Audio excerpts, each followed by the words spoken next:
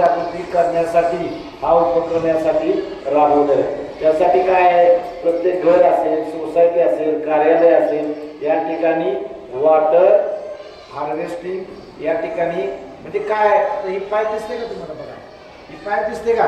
वर पन्हाळा आहे म्हणजे येणारं हे पाणी पाईपद्वारे काय करायचं आहे, खाली खड्डा करून जमिनीत त्या ठिकाणी मुरवायचं आहे। म्हणजे आपलं घर असेल, शाळा असेल, ज्या ज्या ठिकाणी आपण राहतो त्या ठिकाणी।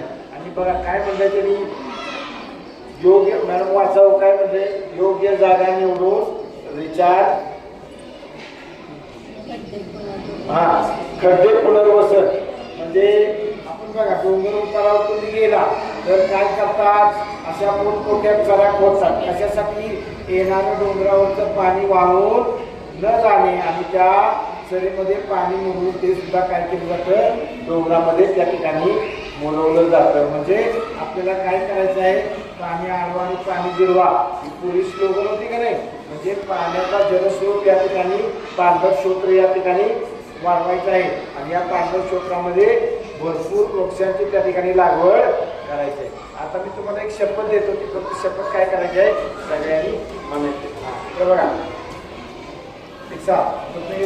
तयार सर्व शिक्षकांनी पण प्रतिज्ञा घ्यायची। मी अशी प्रतिज्ञा करतो की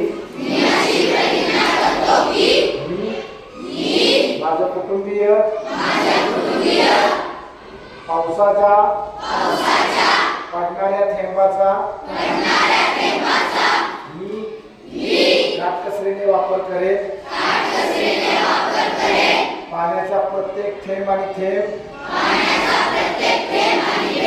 जमिनीमध्ये कसा मुरेल यासाठी मी प्रामाणिकपणे प्रयत्न करेन।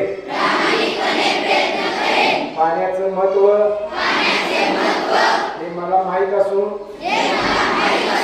त्यासाठी मी आजीवन कटिबद्ध राहीन अशी शपथ घेतो।